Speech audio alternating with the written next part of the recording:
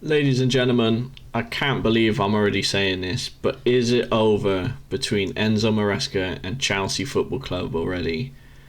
A man who was Pep's disciple, who we were all kind of excited that he was coming in, worked under Pep, was praised highly by Pep, and now he's taken over Chelsea, and after one season, there's already a disconnect between Chelsea, the club, between the owners, Enzo Maresca, and the fans. Not a good start at all. Like, what is actually going on at Chelsea Football Club? There's so many factors into this, which, like, in my mind, I've had to try and write some of these down just because there's so many issues, from the owners to the manager to the transfer policy to decision making, you name it. I'm going to go through them all on this video. So strap in, let's get ready, let's talk about it, and here we go. So, to begin with, fairly simple one, the goalkeeping situation. We've just had our match against Ipswich, we've seen the fan footage, the crowd's kicking off, Sanchez has bottled it, kicked it long, they scored a goal from the long kick. A better mentality of player, I think we're looking at being like, you know what, the fans don't know, I'm still going to play our game. The worst thing about it, we have a decent goalkeeper who's out on loan at Strasbourg. We have Petrovic. Do you know what I mean? He did a decent job. Sanchez was injured for majority of the season, so he took over. Chelsea fans loved him. So what do? Next season, we send him out on loan. He's a solid shot stopper. He's got decent presence. You know, he could actually have been our long-term number one success. But for some reason, I feel like Robert Sanchez has something on Enzo Maresca, some sort of dodgy dealing, some sort of blackmailing situation going on, because how does he keep getting in? I don't understand. I really don't understand. And we have so many goalkeepers. Just like we've got Sanchez, Petrovic, Jorgensen, Mike Penders, Kepa. We've still got Kepa. Can you believe that? He's still on our books.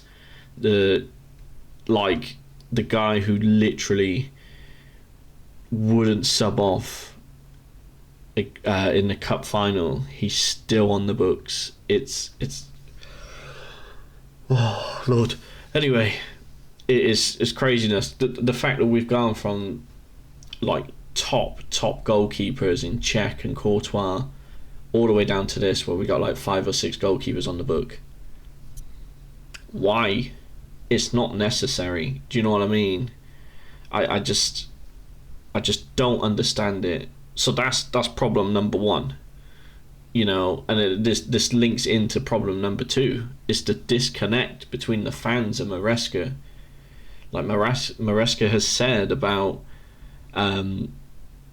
if they kick it long, he did it to Jorgensen, they don't play. Sanchez kicked it long. Will he be back in the Premier League side? Most likely. I think Jorgensen to play against Legia on Thursday. But why? Why? Why? I just don't understand it. You know, the disconnect between it is crazy. And to continue on with that, he's gone into a press conference and talked about the Chelsea fans getting on their back.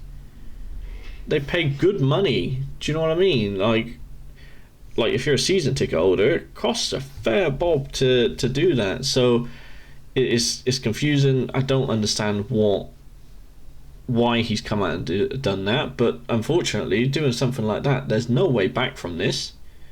He has literally dug his own grave. I think he knows it. I don't see how he comes back from this. there's so much like tension now. I can't wait for the Legia game just to see if there's any like boards out there saying Enzo out and all this jazz. So I'm interested to see what happens on that. So that's problem number 2, the disconnect between Maresca and the fans. Like, I know it sounds strange because they're doing terribly themselves, but Ruben Amorim, I'd like him as a manager because just the way you can relate to him, he's honest, he's straightforward. If there's a situation, he talks about it. So, yeah, the disconnect's there. I think he's literally, if he doesn't get Champions League this year, he has to go. He has to go, unfortunately, which is crazy because then that's another one gone already. Pochettino was gone, Potter was gone. You know, I think Lampard's been in between there. Tuchel, we had an absolute world-class manager in Tuchel, and this is what we're at. We're getting managers from Leicester City who've been promoted, who are going to go down in the same season. Now, if he was still at Leicester City, would Leicester City still be in the Premier League this year? I don't think so. I don't think so at all. So, yeah, that's issue number 2. Issue number 3, the style of play. My God.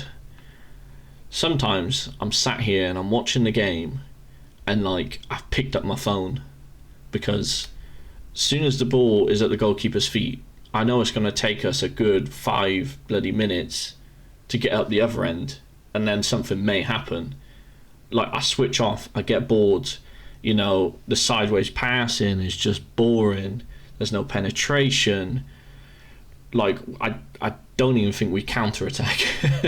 I feel like we have such a routine of play, it's so robotic. I just, it's slow and boring and it's blunt. You know, you're never going to beat a team who's dug in and sitting back and we're trying to break them down, but we can't because we're going sideways passing and then we pass it to the winger. They take a couple of steps forward and then they have to turn back and pass it, and then we've got to pass it to the centre mid, and then the centre mid goes all the way out to the other wing, and it's boring, slow. It's the style of play is rubbish, and we don't have a plan B. The plan B on the style of play is go to plan A. Like, there is no plan B. It's crazy. It really is crazy. And then issue number 4, decision making. We spoke about the goalkeeper, the weird substitutions he makes. Very strange. So against Legia in the first leg, we had three right backs on the pitch. But then we go and play Ipswich, we don't have any right backs on the pitch. And our best player, Reece James, doesn't even get substituted on. How? Why? We lack a leader. Reece James is our leader, so we don't bring him on. And I saw a crazy stat. I think it was like we crossed the ball like 40 odd times against Ipswich, knowing if we're going to cross this ball, which I don't know why we're crossing the ball, because Jackson won't be able to score a goal anyway or even head it because that's not his game. Why the hell are we not having Reece James on the pitch, who's our best passer of the ball?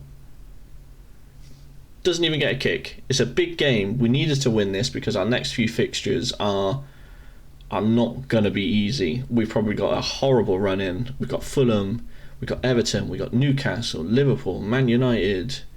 It's going to be a struggle. I think Forest is in there as well. So all those teams, we could come away finishing like 8th.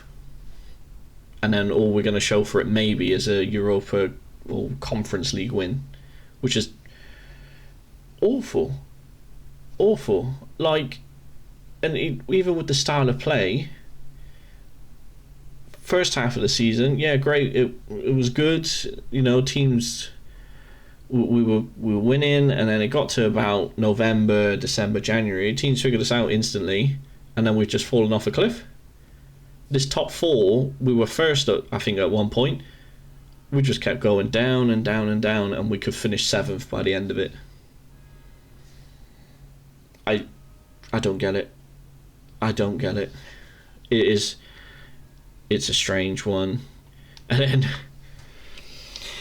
issue number 5. Sorry, I've got an itchy bag. Issue number 5. The transfer policy. Now, the price tags on some of these players that we've been signing is wild. I don't understand it. Fofana, was it like 70, 80 million? I think he's played like 40 odd games and he's been there for like 3 years. I know he's been unlucky with injuries, but it's not good enough. I saw news about agents. We've been paying agents this year and it's come to like 60 million. That's 60 million we could have brought like Victor Osimhen for. You know, there's things we could be doing, but the transfer policy is just, it's mind-boggling. And I think this is one of my biggest frustrations. We spent like over $1 billion these last few years, and what for? What reason? It's that there's no leaders other than Reece James. Who else is a leader? Maybe Enzo Fernandez. Our oldest players are like 27, which is like Tosin and Sanchez. Tosin was a free and Sanchez is absolute rubbish. So I just don't know. We're just trying to buy potential, but then we're just going to sell the potential on, which then leads to my next point of we've sold a bunch of homegrown players who we all fell in love with. We can't get attached to these players because we don't know if they'll be out the door by the end of next year. So we've lost Mount. Mount went. I know there was a bit of iffiness, but I was a huge fan of Mount. I wanted him to stay for his whole career. Tammy Abraham. You know, I was a fan of Tammy Abraham. I wanted him to stay. Again, I don't know if when that was, but that might have been before Todd Bowley and all that jazz come in. But Callum Hudson-Odoi, there's Livramento, Lewis Hall, Conor Gallagher. Now, just to work past this FFP and all that rubbish, we've sold Conor Gallagher, who every Chelsea fan absolutely loved. That guy, every single match he was on, he put in a shift. Like, he was running into the ground. And, like, we've just got rid of him, and he's gone to Atletico Madrid, which is the perfect club for him. Absolutely perfect club for him. So I don't know. We're losing out. I'm sure there's some others, but I'm just. Gahey was another one. I think we sold him, and now we want to. The rumor is we want to buy him back for like 50 million, and I think we sold him for 30. Who's making these decisions? Why are we doing this? I can't comprehend, like, the people above. It's just a business. They don't understand football. And it's all gone wrong. It has all gone wrong. And then I think one of my final points, there's no ambition at this club. No ambition. Now, under the Roman Abramovich era, if you didn't get a trophy, you were pretty much gone. So, like, it's ruthless, but we won Champions Leagues, we won 2 Champions Leagues, we won Premier Leagues, multiple FA Cups, multiple League Cups. You name it, every trophy, we knew we were going to compete and go for it. What were we told by Enzo Maresca? Oh, the higher-ups hasn't said about whether I need to be in top 4 or not. Well, what do you mean? How can you say that? Like, Champions League for Chelsea, with how much they spent, should be the bare minimum. The absolute bare minimum. And for some reason, it doesn't matter if we make top 4. Rubbish. Absolute rubbish. And that's where I say there's no ambition. Like, we could finish 7th. what the fuck? What the absolute fuck? No Champions League. You know, there's no clear roadmap. Like, what are we doing? We're just buying youngsters who eventually we'll just sell. Like, we've sent players out on loan who could potentially be players that we'd probably sell, like Andre Santos. I'm not convinced we're going to get Petrovic back at this point. You know, there's others that we've sent out, and it's just like, why have we done this?